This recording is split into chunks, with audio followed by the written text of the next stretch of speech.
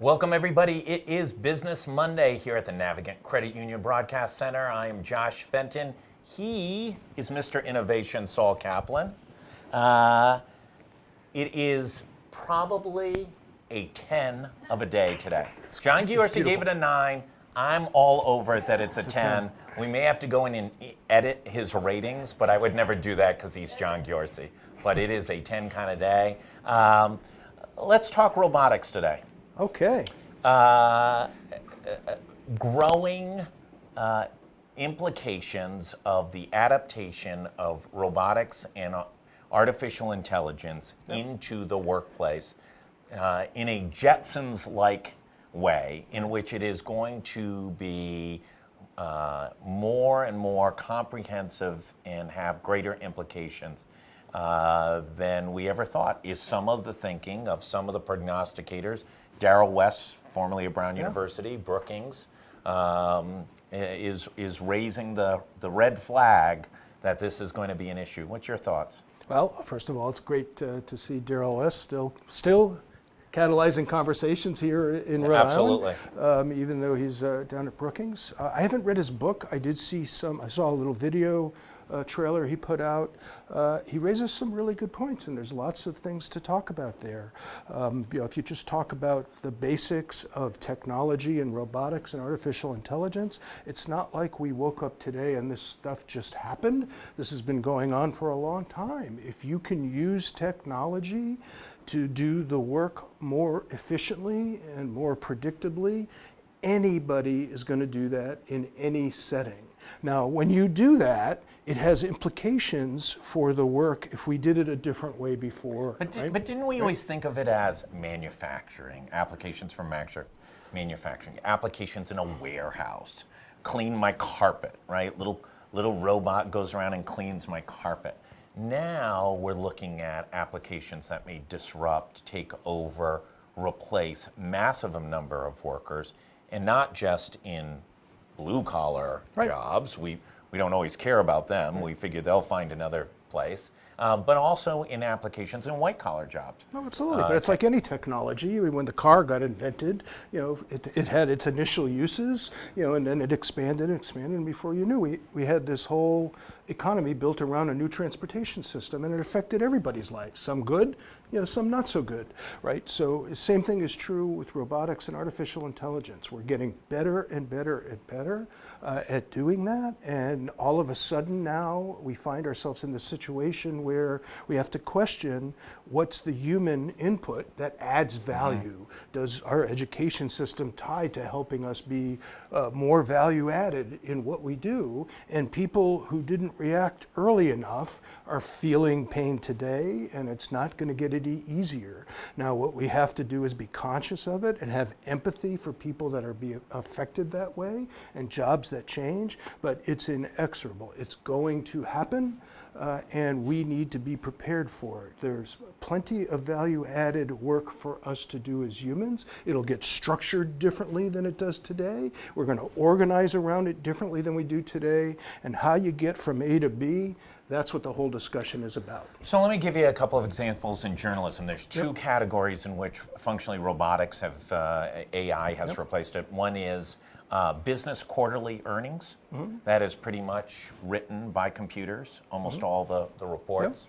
And the second is basketball sports shorts, written literally off the box scores. So the AP has an automated process of taking those. Here's who the high scorer was, he had the most rebounds, et cetera, et cetera.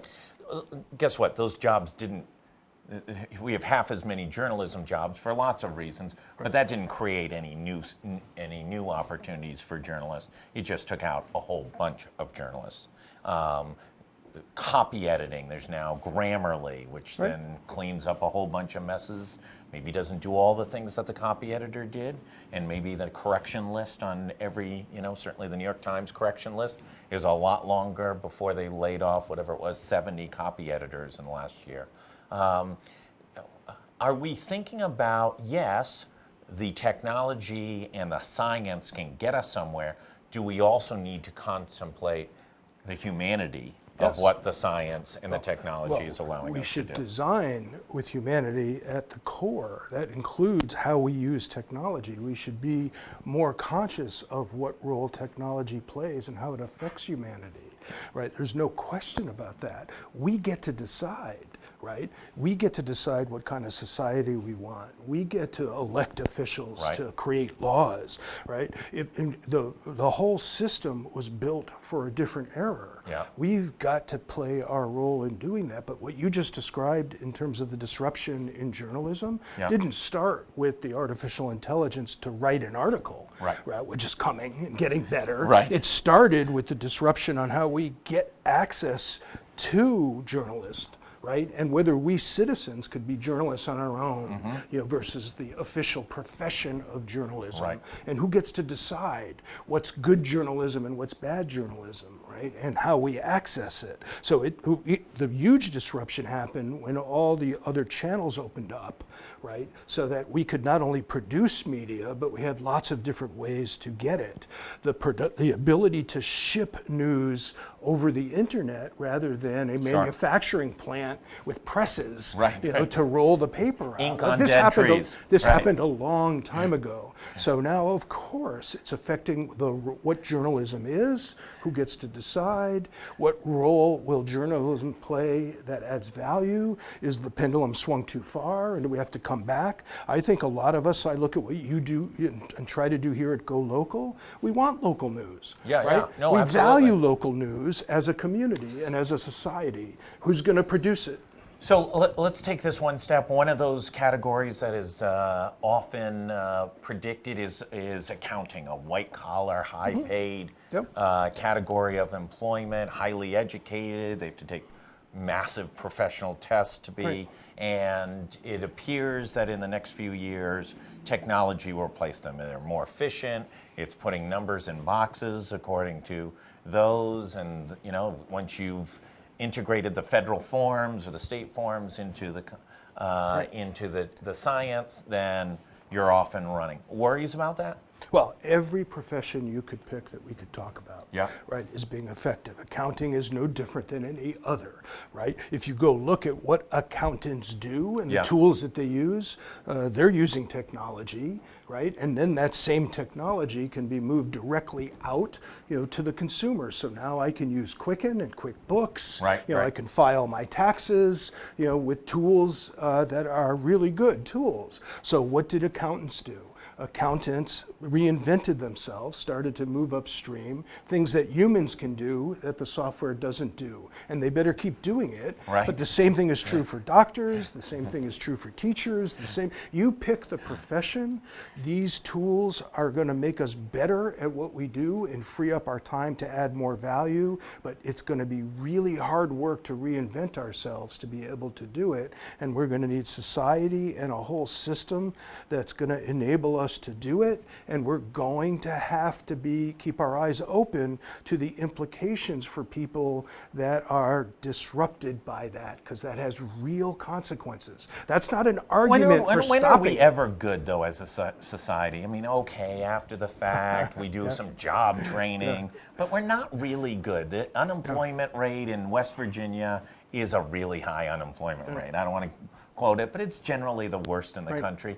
People who worked in coal mines, we moved over to alternative forms of energy. We didn't really do a very good job of helping coal miners find new replacement jobs. And we need to do better, right? Because this isn't just the people who are smart enough and have capital win, and the people who get affected by this are left behind, right? Which is what's happening today, right? There are more and more people that are displaced, right? And it's creating real societal implications for us. So we need to balance that. That doesn't mean stop the technology. That doesn't mean let's all become Luddites. It just means let's ask questions of ourselves as these technologies emerge, so we don't wake up today and all of a sudden say, woe is me, look what happened. It's been going on and it will continue to go on, but let's do it in a human-centered way that appreciates that these things have implications for us as humans. Darrell West forewarns that the massive implications will be most felt in the next economic downturn, and that will have implications to even heighten the pain, because companies will look for cost-saving structures, be offered technology solutions by tech companies. They will implement them, and thus not only will people lose their jobs en masse, but the other opportunities in the workplace, in the workforce, will be depleted. You disagree a little bit with I that. do. Well, I do. Well, first of all, Daryl, who I have a lot of respect for, he frames the argument in a provocative way. Right. Like there's a choice between utopia and dystopia. That's the language he uses. Right. I always thought utopia was this idealistic state that doesn't really exist or can never exist. Right. And that basically we have dystopia. It's a matter of degree.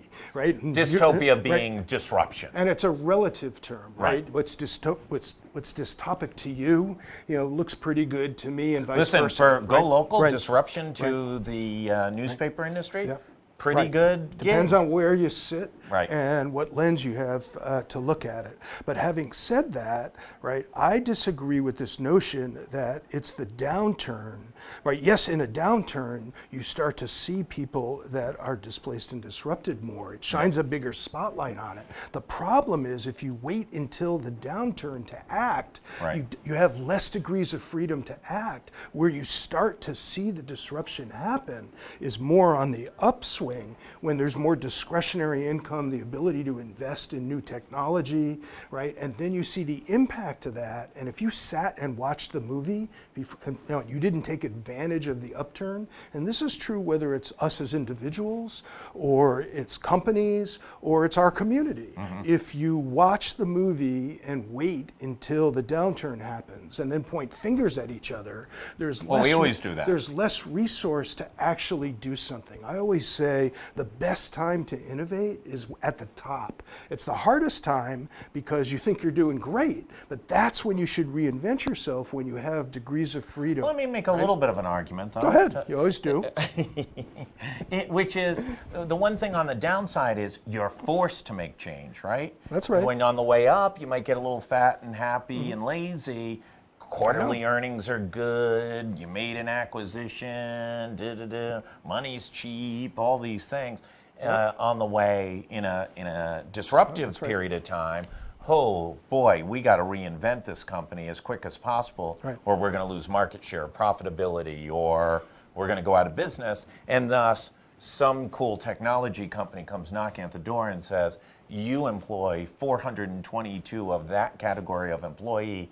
We can replace it with 53 robots, and we'll finance it over the next 20 years, et cetera. In my 30 years of doing this kind of work, when I see companies that are under enormous distress, right, and are forced to do something, right, yeah, that can be a burning platform to actually change, but my experience has been that's the toughest time to do it. It's the toughest time to take the right amount of time to design and prototype and implement a new solution. There's less money in the budget to do it, right, and so companies struggle mightily. So and we know the iconic examples or stories, Lou Gerstner at IBM, Right, sure. When the company is about to hit the parking lot, of the Kmart, Right. we hear these miracle stories of changes that pulled them out of it. Right. This is not when innovation should happen, Right. Innovation should happen. Hard to bet on that one. No, but those are the stories, Right. right? And what do leaders do? They wait too long. Right. They wait until that's the case, and then they have no resources, no degrees of freedom, and everyone in the organization is freaked out and worried about their jobs. I mean, try to create change, in that environment. The time to create the change is when you have the room to do exploration, to look at a different way, to use technology, not just to try to jam technology in because this is our savior, but to experiment with technology and create new ways to deliver value that has respect for the folks in the organization to say, now let's help you reinvent to be able to play a meaningful role in this new model, right? That's the way innovation needs to happen. And the lesson, if you're a leader, easy for me to say, hard to do, right? We see it in our community, right? When the economy's on the upswing and the unemployment rate is low, when new money's coming into the tax coffers because people have money and they're paying income taxes. Right. That's the time to make discretionary investments, into something strategic that could actually change the community, change the company, change us as individuals. And yet, oftentimes what we do is we just pat ourselves on the back and celebrate the upturn. Look how good we are, that we're in the upturn, and we don't make the tough choices. And then it starts to go, inevitably, the economic cycle turns, and then we're on the downturn, and then everyone points fingers and says, it's your fault, right? When we should have been doing this all along, right?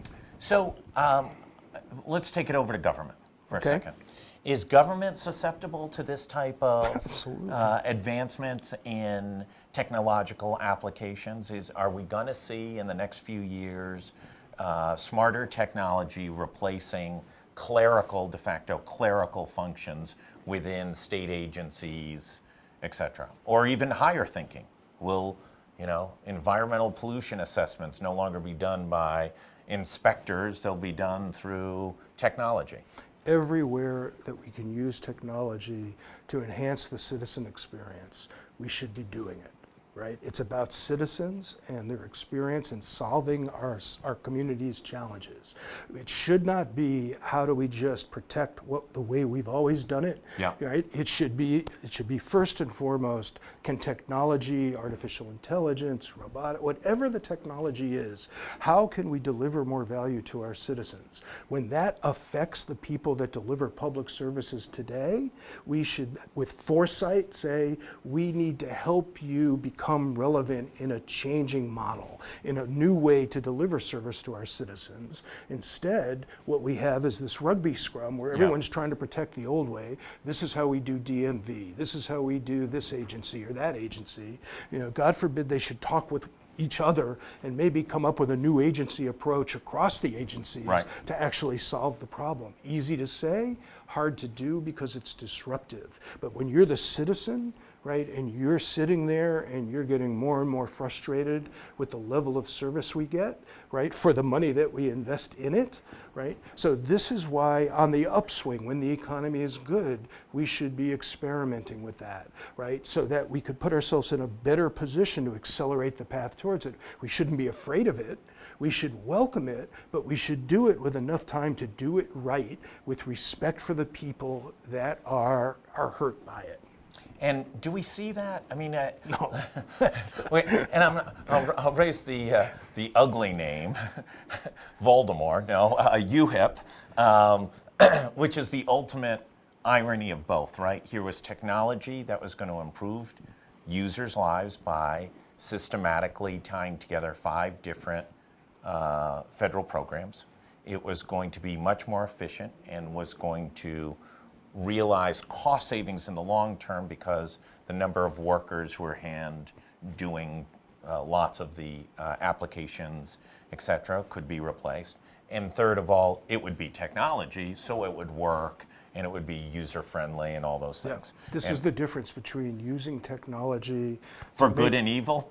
No, I'm not that dramatic about it, although we can talk about some good and evil uses of technology. Yeah. In the case of delivering public services, right, the old model is to use technology to just make what we've always done more efficient, as opposed to disrupting it and saying, why do we have to do it that way? Could these same technologies enable us to deliver more value to the citizens, but would require us to rethink how we organize it, what responsibility agencies had, what roles we put in place to do it, right? But if you do that with enough lead time, you can mitigate against the implications for folks. We don't do it that well, and so now we have everybody pointing at everybody else, the employees in the agencies, the people that aren't served out in the communities, right? And this has been going on for multiple election cycles now, right? And so I don't think the technology there was all that innovative, right? I think it was old school, build a local,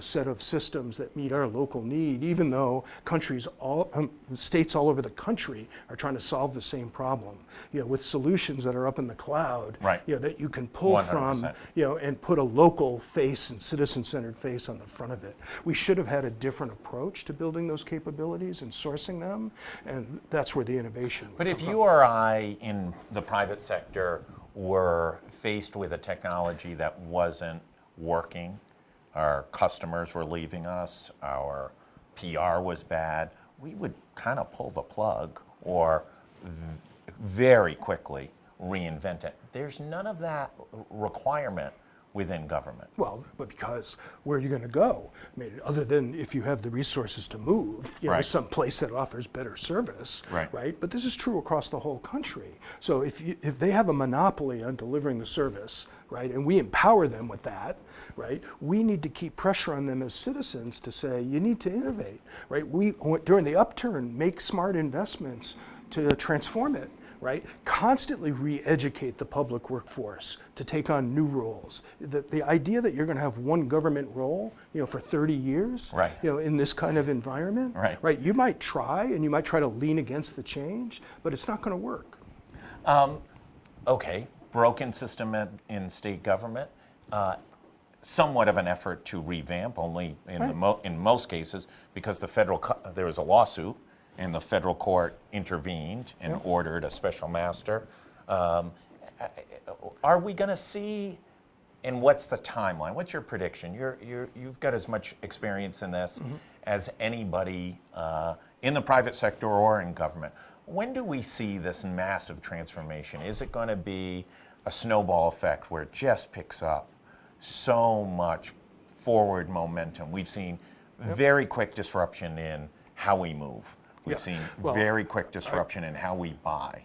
Yeah, I think it's going to happen when we as citizens understand, that this is what's happening in our community, and we take more responsibility for it instead of pointing at people that are sitting in the public sector, and saying, you solve the problem, I've got nothing to do. It's our community, right?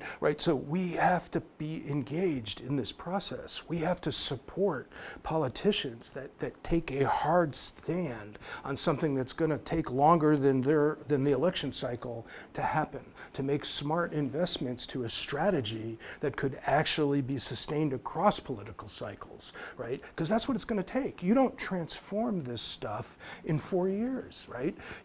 And everyone's looking for the quick hit and the easy win. And when we talk about technology, everyone thinks it's the magic bullet, right? Like, we're going to get a very quick win. It's all going to be different. It's all going to be better, right? It just doesn't work that way, right? And it ends up with everybody pointing fingers at everyone else, and saying, all this technology did is hurt us. We have a stake in this as citizens, and we need to be involved in it, whether it's our education, whether it's our healthcare, whether it's the public services we get, from government agencies. In the end, we're the customers of that. You see a lot of sectors. You have some deep expertise in education and healthcare, et cetera. What's the next one to go? Yeah, everyone always. I think everybody always wants to know. You need to answer this. We're not letting you. Because I will say, you give me the industry. Give me the most boring industry you can think of that you wouldn't think is vulnerable to being disrupted, and I will show you that if they behave that way, they're the most likely to be disrupted. Right? We all go to these are the ones, the easy ones. The digital products and services that could be virtualized, like newspapers, right? It's harder to think about this in the context of physical products. I manufacture concrete, and deliver it to construction sites. If you don't think that those companies are using technology on everything from how they make and source the concrete to how they engage with customers, GPS if you're not, you're vulnerable to being disrupted. And if you think that you're protected, and you're not going to be disrupted, right? You're mistaken, right? So every industry has to do this. So I don't, this idea that my industry is vulnerable, your industry isn't. Everybody who tries to say that to me, when you really scratch underneath those that say they're not affected by this, they just don't know they're being affected by it, right? But they are going to be disrupted. Every single industry, every person, every company and organization, every community, and it should be fairly obvious right now, given all these things that are going on. And now all of a sudden, we're all indignant saying it needs to be human-centered. Right? How come we didn't structure society in a way where we could see these technologies helping society, as you say, for good, right?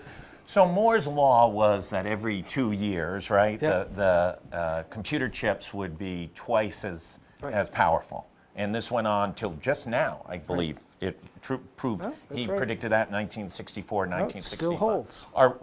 I think it just stopped. Well, they're looking at new technologies like quantum computing, Right. some But it was others. the first time that they'd will not allow us achieved it to over. stay on that curve. All right, so Moore's Law worked. When are we going to see the innovation, Moore's Law, in which the implications are exponentially growing? Yeah, so this is this notion. Are we on the edge? That the development of new technology is out ahead of humans, us, right? Understanding what the power of these technologies are and starting to say, how do we want to shape their evolution and use, right?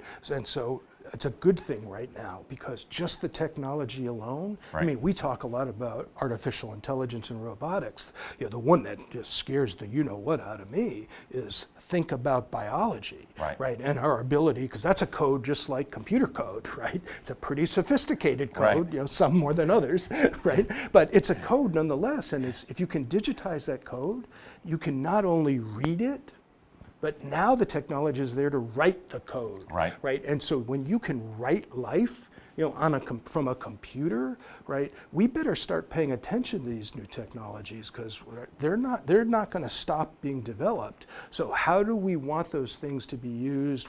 What are the use cases, that make sense? What are the regulations? Are we really? We just saw a huge national embarrassment when members of Congress were asked to goodness. look at some fairly basic levels of social media technology, Clueless. and they were generations behind It's the unbelievable. curve. And these are people that we put in Washington, to help shape our future. The first, right? it was two committees came together, so both the chairmans and then the ranking members spoke. And at that point, Steve Peoples, who used to be at the Providence Journal, freelanced for us for a while and is now at AP, tweeted out the average age of the four first members of Congress to speak was 82 years old. And he wasn't kidding, 82 years old. Well, yes, we need more youth in the conversation. These are the people that have the biggest stake in our future, Right. And they're not at the table. But let's not be ageist about this. I'm not right? being ageist, It's not but here's about a little how reality.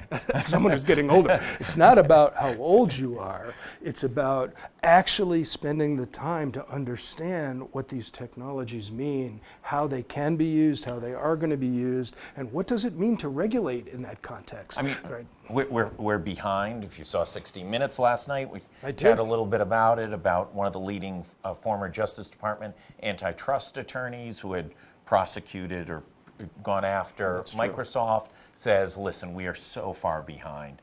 Google is a monopoly at about 5 different levels in complete violation of our antitrust laws. Only the EU really is showing any indication of in Protecting privacy. impacting and driving some level of antitrust protections. Are we ready for these moral questions that are going to come out of the technology and the applications driven by? Well, we Is better- the Rhode Island the- General the Assembly, answer- is Dominic Ruggiero and Nick Mattiello ready to take these on? But they're no better or worse than what I see across the country. The answer is no, we're not ready. We had better get ready because these things are happening Now. and now, Right. not in the future. Right. And it's not to say that we shouldn't regulate these things because we should, but what's smart regulation? What's the right balance? Do we right? need artificial intelligence to write the regulations to enforce the There you go. regulations against the artificial intelligence? No, well, I don't Will sign those up. will those artificial intelligence be paid off in brown paper bags by the AI that is looking for to be unregulated? Well, there's a splinter group out there, maybe not a splinter group, but a group that fancies this term called singularity, which means the machines and the computers are going to take over the world. Right. And they don't just think it's the stuff of science fiction. I don't sign up for that. I don't believe that, but I do believe it has enormous consequences on our lives and on our communities, and that we can't abdicate the responsibility for the society we want. We have to be engaged in shaping it, and technology is going to be a part of it. Technology is an extension of us, of humans, right? We're just not paying enough attention. And you said earlier in this discussion, are we making the best use of the technology to make communities better? No, of course we're not, right? And we should be, right? And we can if we just think about it and put ourselves in the position where we have the resources and the political will and leadership to be able to do it. And it's during the downturn that we're reminded of how important this is at the one point when people are being hurt the most and we have the least degrees of freedom and flexibility to do something about it. Appreciate that discussion. Let's talk BIFF. Wrap Sure. up with BIFF. Sure. Clock's on. We wrap always up with BIFF. It's only a few short months away. Yeah. Any signs of artificial intelligence or robotics coming? Signs of to this? intelligence. I don't know about how artificial they are, but I think I had mentioned to you now that we're about at the halfway point, and then what happens to us? I mean, literally coming over here from the office, there's probably 3 or 4 new storytellers that the team is just finalizing the discussions with, and will start to show up on the website. You're going to see us go from half to about 3/4 here pretty quickly, and then we really work hard on those last few slots to make sure we have the right balance and whatnot. But the lineup that we have currently, it excites me, and I know it's going to excite a lot of people that are engaged in this thing. Who's the biggest surprise? Who's the most? Every year it's the same thing. Right? Every year, everybody wants to see the people they recognize their names. We love celebrity. Yeah, right. And so, of course, Well, you we've try to, seen that but- Walter but Mossberg the biggest, enough. But the biggest and most impactful stories are always people you have never heard of that share a genuine story about transformation. Who do you think? You've got a good. I like a prediction to. on Well, the I wow literally, factor? I literally, and then people say to me, "What was your favorite storyteller?" Right? Like a classic press question, right? You know what? I want to be surprised. Even though I have inside information and had the I conversations. love all you storytellers the same. Is that sort of your mom No, I position? give them the freedom. Here's what we do. This is part of the secret sauce of putting on this summit, right? In a lot Hear of that, other big conference organizers? a lot of secret sauce here on Business I'm Monday. happy to. We're transparent about this, right? We help a lot of other conferences, to do this. This week, we just had the Peace Love Storyteller Summit here in Providence. I could not be more proud, right? I've been connected to them Right, and Jeff have and, given them our playbook and coached them. And so when I go to that conference and see what they've been able to do, it's incredible. We love doing that at BIFF, but the secret sauce is you create the conditions for somebody to be comfortable sharing a real, genuine personal story, and you say to them, these conditions enable you to do what you've done at no other conference, because where else do you go to a conference where I don't see the script of what they say, right? I listen to their storyline and what they're thinking, I give them some coaching, and then oftentimes they show up, they see the first 8 storytellers, and then they go back to their room that night because they're speaking on the second day. And they completely redo their story, and I feel bad for them because they're sweating it out. But then they always tell me afterwards, they thank us. You created the conditions for us to tell a story. We never do that on the stage. And I learned so much from sharing it. We as the audience get inspired by it. And that's the secret sauce. Trust the audience, trust the speakers, stop scripting what people say, forget the talking points, and let people share genuinely, what's going on in their lives and what they're trying to do, which scares most media and marketing, corporate marketing people to death, right? Because they want to control the message. You cannot control the message, right? You have to allow people to share what's genuinely on their mind. We learn more from people that are frustrated and have real pain points than we learn from people who share the rah-rah, exciting stories. That perfection story of up and to the right. Case. And so I love the summit, not just because we put it together, but because I get to experience it like everyone else, right? Because I don't know how that story is going to show up and that person is going to show up on that stage on that day. And that's really exciting to me, and I think that's part of why it's exciting to everybody that's there. This is great. We are always excited about it. How's your podcasting going? Good. Good, good, good. The podcasts are good. I did it as an experiment. This goes to this beta, perpetual beta. I thought I was doing an experiment just to see whether we could do it, right? And whether I would enjoy having these podcast discussions. We've got like almost 3 years worth of podcasts queued up on iTunes now. That's great. And it's like I don't think this is an experiment anymore. I think we're kind of committed to it. So I love doing it, and those conversations are all like. I'm biased. If you took me out of the podcast, the people I talk to are crazy cool and interesting. Well, as always, Mr. Innovation, Saul Kaplan, great discussion, great exploration. This is a topic that GoLocal is going to be staying on. I think it's something that every worker, every employer, our society needs to think about is what the implications of these things and how fair we can be in applying these technology applications and making sure that we're still a community and there's still vibrance and there's still economic opportunity for people. We are signing off on Business Monday today. Kate will be back tomorrow afternoon with a big lineup. I know she's got on. Stephen Pryor will be on. The Secretary of Commerce for the state of Rhode Island. They announced a few deals today. There's always news in commerce in Rhode Island.